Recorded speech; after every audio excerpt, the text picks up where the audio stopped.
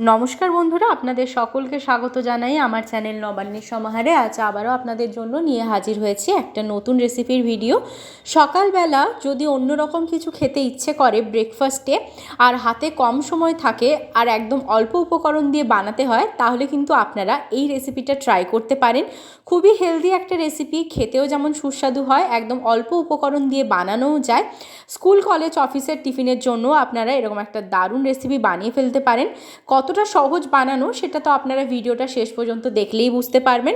তাহলে চলুন বেশি কথা না বাড়িয়ে আজকের এই নতুন এই ব্রেকফাস্ট রেসিপি কিভাবে বানাচ্ছি সেটাই আপনাদের সাথে শেয়ার করছি। প্রথমেই আমি একদিকে গ্যাস জ্বালিয়ে কড়াই বসিয়ে দিয়েছি, তার মধ্যে আমি দিয়ে দিচ্ছি একদম অল্প পরিমাণ সাদা তেল। এই তেলের মধ্যে আমি দিয়ে দিলাম হাফ টিস্পুন গোটা জিরে আর হাফ টিস্পুন জোয়ান। এই উপকরণগুলো দিয়ে দেওয়ার পর এর মধ্যে দিয়ে দিলাম 1 চামচ মতো গ্রেট করা আদা। এবার ভালো করে সমস্ত উপকরণগুলো একটু 15 সেকেন্ড মতো ভেজে নিয়ে এর মধ্যে দিয়ে দিচ্ছি আমি গ্রেট করা গাজর কিছুটা পরিমাণ। গ্রেট করা গাজর দিয়ে দেওয়ার পর এটাকেও এর সাথে ভালো করে একটু নাড়াচাড়া করে ভাজা ভাজা করে নেব। ভাজা করে নেওয়ার পর এখানে কিন্তু আমি ব্যবহার করব গ্রেট করা আলু। আলুটাকে গ্রেট করে আমি জলের মধ্যে ভিজিয়ে রেখেছিলাম, তা না হলে কিন্তু দেখবেন কেমন কালো কালো একটা দাগ হয়ে যায়, সেজন্য সবসময় জলে ভিজিয়ে রাখবেন। এবার জল থেকে ছেঁকে নিয়ে এখানে আমি আলুটা দিয়ে দিলাম কড়াইয়ের মধ্যে। এবার ভালো করে এর সাথে ভেজে নিয়ে এর মধ্যে দিয়ে দিচ্ছি আমি পরিমাণ মতো নুন আর দিয়ে দিচ্ছি আমি পরিমাণ মতন হলুদ গুঁড়ো। এবার এই উপকরণগুলো দিয়ে দেওয়ার পর আবারও এর সাথে খুব ভালো করে আমি মিশিয়ে নিচ্ছি। দিয়ে এটাকে কিন্তু এইভাবেই আমি অনবরত নাড়াচাড়া করে ভাজা করে নিচ্ছি।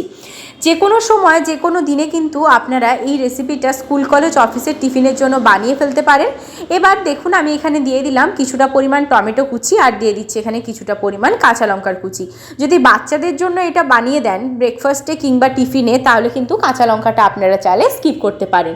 এবার ভালো করে নাড়াচাড়া করে নিয়েছি। এবার এর ওপর থেকে একটু ছড়িয়ে দিচ্ছি ধনেপাতা কুচি।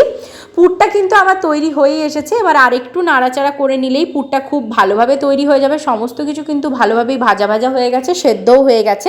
এখানে কিন্তু ঢাকা দেওয়ার কোনো প্রয়োজন নেই, এইভাবে অনবরত নাড়াচাড়া করতে থাকলে আস্তে আস্তে সমস্ত কিছু হয়ে যাবে। এটা হয়ে গেছে, এবার এটাকে নামিয়ে নিয়ে ঠান্ডা করে নেব। এবার অপর দিকে একটা পাত্র নিয়ে নিয়েছি, তার মধ্যে আমি দিয়ে দেবো এখানে এরকম বাটির 1 বাটি চালের গুঁড়ো। চালের গুঁড়ো এর মধ্যে দিয়ে দেওয়ার পর দিয়ে দিচ্ছি আমি পরিমাণ মতো নুন। যেহেতু নুনটা পুরের মধ্যেও রয়েছে সেই মতো কিন্তু এখানে দিতে হবে। এবার ভালো করে এর সাথে মিশিয়ে নিয়ে এখানে দিয়ে দিচ্ছি আমি জল। এখানে কিন্তু কোনো রকম আমি গরম জল বা উষ্ণ জল ব্যবহার করছি না, একদম নর্মাল টেম্পারেচারের জলটা ব্যবহার করছি। দিয়ে কিন্তু এখানে আমি ব্যাটারটা তৈরি করে নিচ্ছি। দেখুন এরকমই ব্যাটারটা তৈরি করতে হবে। ব্যাটারটার ঘনত্ব কিন্তু ঠিক এরকমই হবে, এতটাই ঘন হবে। এর থেকে বেশি ঘনও হবে না আর এর থেকে বেশি কিন্তু পাতলাও হবে না। এবার এই ব্যাটারটা দেখুন চামচের পেছনে কি সুন্দরভাবে লেগে থাকছে। এবার এই ব্যাটারের মধ্যে যে পুরটা তৈরি করেছিলাম সেই পুরটা কিন্তু আমি দিয়ে দিচ্ছি। পুরটা দিয়ে এর সাথে আবারও ভালো করে মিশিয়ে নিচ্ছি। খুব সুন্দর করে একটু সময় নিয়ে মিশিয়ে নেবেন। আপনারা যারা এই রেসিপিটা ফেসবুক পেজ থেকে দেখছেন তারা অবশ্যই কিন্তু পেজটা ফলো করে দেবেন। আর যদি পেজে নিউ হয়ে থাকেন, যদি না জানেন কি নামে আমার ফেসবুকে পেজ রয়েছে, তাদের জন্য বলি ফেসবুকে কিন্তু নবান্নের সমাহার নামে আমার পেজ রয়েছে।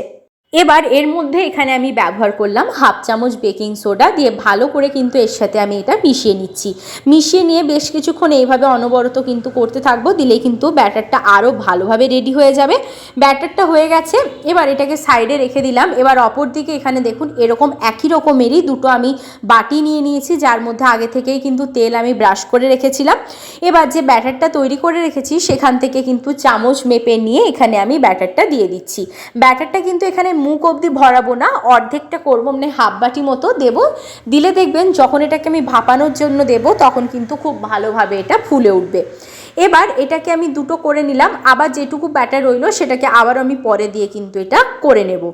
এবার দেখুন অপর দিকে আমি বসিয়ে দিয়েছি গ্যাস জ্বালিয়ে কড়াই, তার উপরে এরকম একটা ঝাঁঝরি বসিয়ে দিয়েছি ফুটো মতো, আর কড়াইয়ের মধ্যে দিয়ে দিয়েছি জল। এবার যে বাটিগুলোর মধ্যে আমি ব্যাটারটা দিয়েছিলাম সেটার উপরে একটু দিয়ে দিচ্ছি আমি লাল লঙ্কার গুঁড়ো। এবার বাটিগুলো বসিয়ে দিয়েছি, ঢাকা দিয়ে দিচ্ছি এটাকে 15 মিনিটের জন্য একদম লো টু মিডিয়াম ফ্লেমে।